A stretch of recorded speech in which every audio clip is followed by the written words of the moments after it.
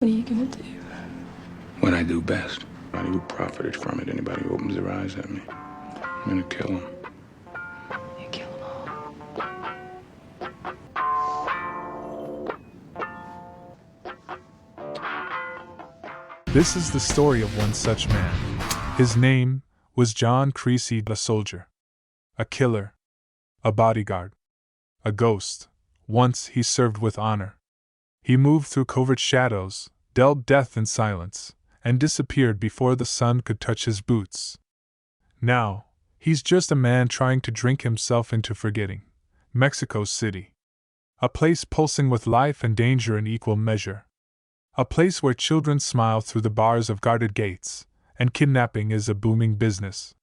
Where every wealthy family has armed men, steel fences, and the quiet, constant fear that one day, someone won't come home. Creasy arrives in the night. Unshaven. Hollow-eyed. Carrying only a suitcase and a past too heavy for words.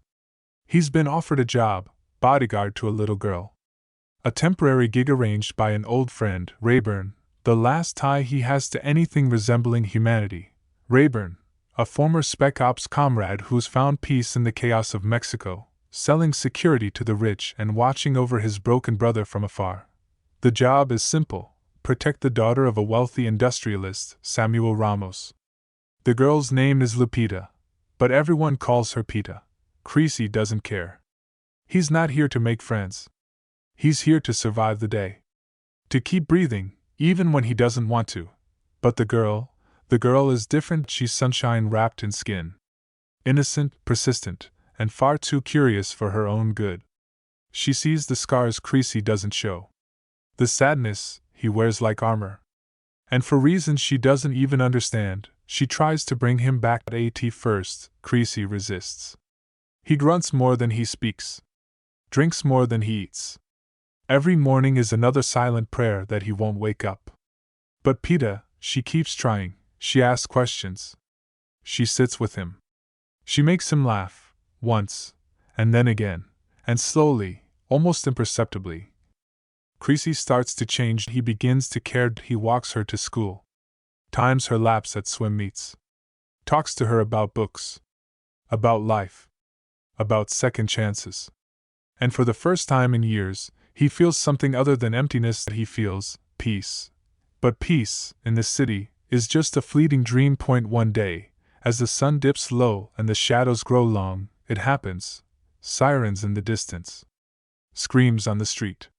Gunshots. Tires screeching on pavement. And Pita, gone. Kidnapped in broad daylight.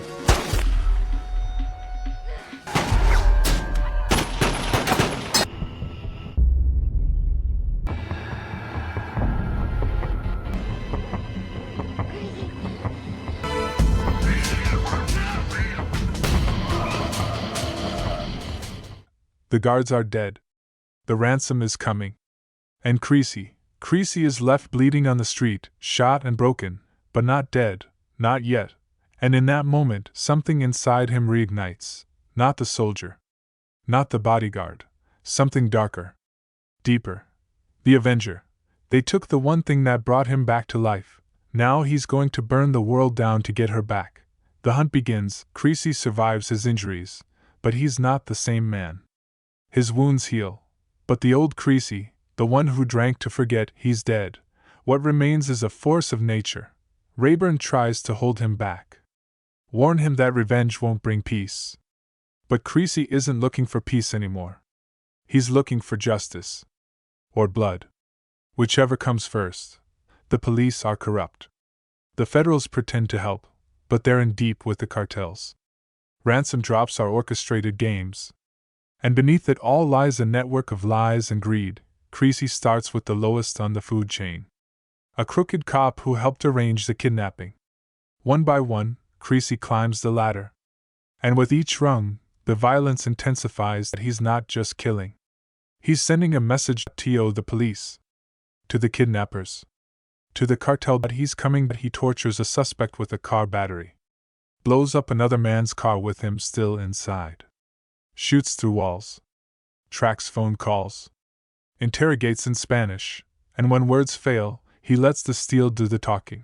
And through it all, the city starts to whisper his name, the Man in Black. The Angel of Vengeance. But Creasy isn't just looking for the men who took Peta, he's chasing the truth. Because something doesn't add up. Why was the ransom exchange botched? Why did the police delay response? Why does Samuel Ramos, Peta's father, seem more nervous than angry? Then Creasy finds out the worst of it. The kidnapping was staged. Samuel, drowning in debt, allowed the crime to happen. To cash in on the ransom insurance policy. He never meant for Peta to be hurt. But he sold her life for money. Creasy confronts him, and doesn't kill him. Because there's still hope. Peta might be alive. The final path, the leads bring Creasy to the Voice. The mastermind behind the city's kidnappings.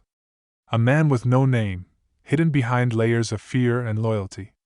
But Creasy finds him, and makes a deal. Give her back, that's all he wants. The Voice agrees, but there's a price. Creasy must trade his life for hers. He doesn't hesitate. Because the moment he met her, he knew she was worth saving. Hola, Daniel. Señor Creasy.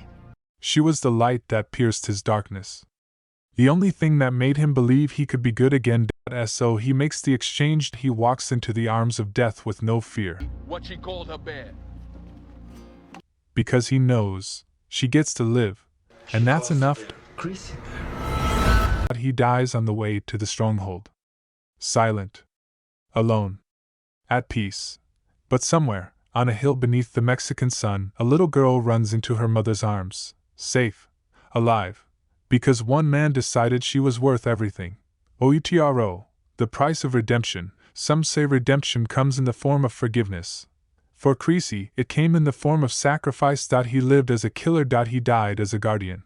And somewhere, if souls like his are allowed peace, he's watching over her still. Because sometimes, even in the darkest stories, love wins.